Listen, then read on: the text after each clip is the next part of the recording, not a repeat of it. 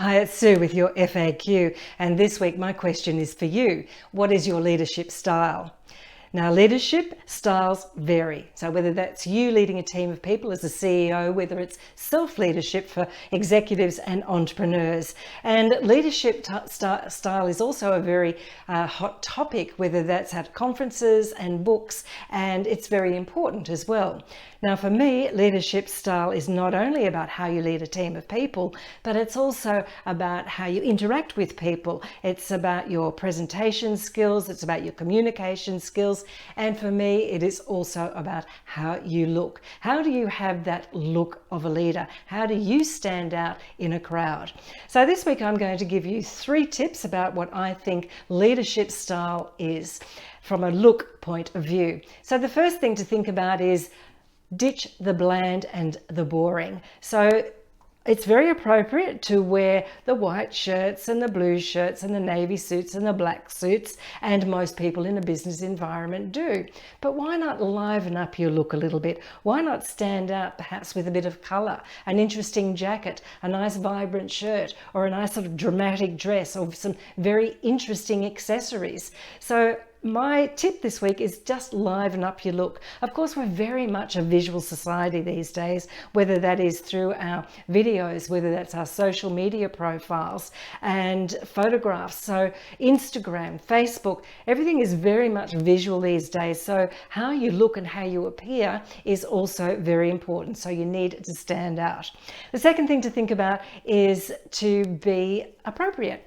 So if you're a CEO and you're in the financial services area and you were at a conference addressing a group of people in Melbourne, then you would be probably very appropriately dressed in a suit or perhaps a nice jacket and pants and a shirt, and looking like that professional services provider that you are.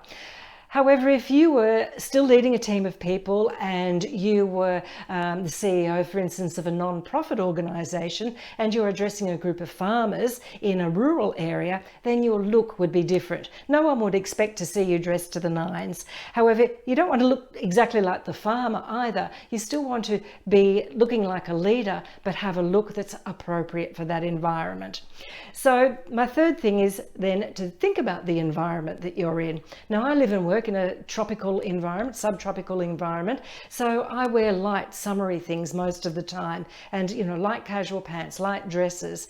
However, if I was catching a plane and I was traveling to Melbourne or even into Sydney, and even if it was warm, I'd probably choose to dress a little bit differently to my day-to-day dressing. So I'd do my research and I'd look at what's appropriate for the city that I'm traveling to or speaking in or working in. So just think about that environment that you're in as well. So if you are going to a tropical climate like Port Douglas, if you are in New York, for instance, it's a very different look. Different cities, different styles. Again, rural Riverina would be a different look. So you need to think about the environment and do your research when you're working in that environment. And that also applies when you're actually working in an environment to work with people or leading a team of people. So if you are working in that professional services environment, you would look like a professional services provider.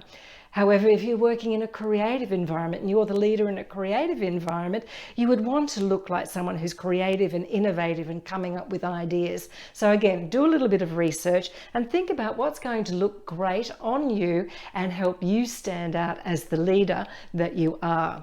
So there's just a couple of tips for you, and if you want to read more about that, you can at my blog this week, suecurrie.com.au. But remember, you are the one that's representing your brand. It's not only the logo that needs to look good, it's you. You're the one that's representing your company brand and your company image. So think about that impression that you make, not only the logo that needs to look good, so do you. Keep shining.